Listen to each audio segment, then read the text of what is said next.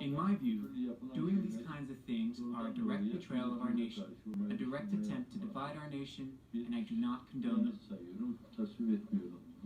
But the Turkish president has doubled down on his allegation that the Gulen movement is responsible for the coup attempt that claimed 238 deaths.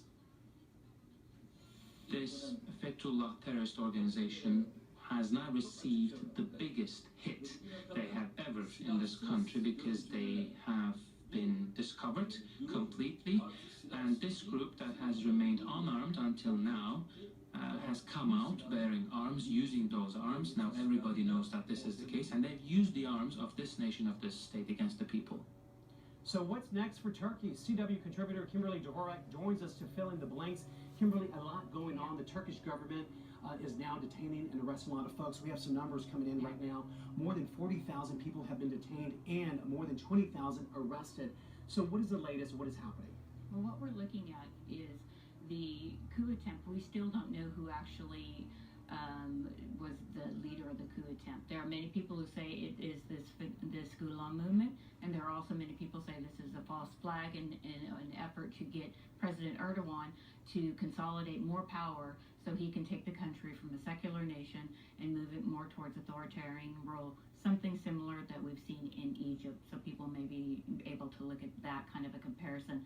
The problem is Turkey is a NATO ally, so they have a lot of high-tech weaponry. They're supposed to be part of the nation group that if one goes to war, we all go to war, and now Erdogan is taking that country away from that, and he's driving it more towards authoritarian rule. And when you say taken away, I mean, it seems like they're taking drastic measures at this point. You said even closing down some schools? Yes, let me tell you, there have been 75,000 public servants that have been suspended, 5,000 have been fired, 6,800 academics have been prosecuted, 3,700 judges fired, 15 universities closed, 1,000 schools closed.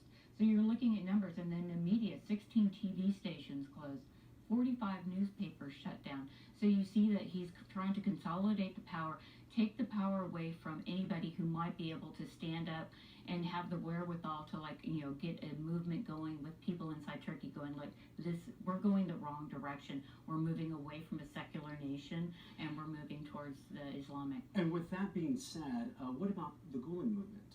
Folks say that, you know, the Turkish president is the one to be pointing the fingers at. Absolutely.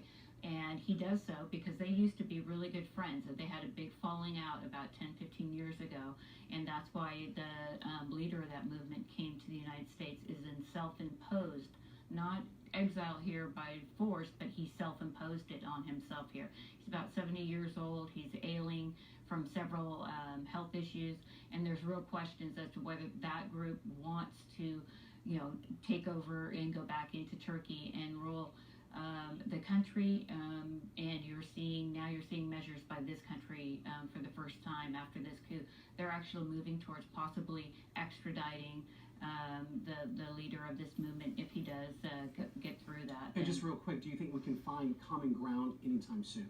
I just don't think so. I don't think that the members of the EU have actually taken this seriously. And geographically, Turkey is the gateway to the West. So they're very strategically located, and we really need to pay attention to what's going on there, because on the other side is all that war in the Middle East. Kimberly Dvorak, thank you so much. I really appreciate it. You're so insightful. Thank you so much.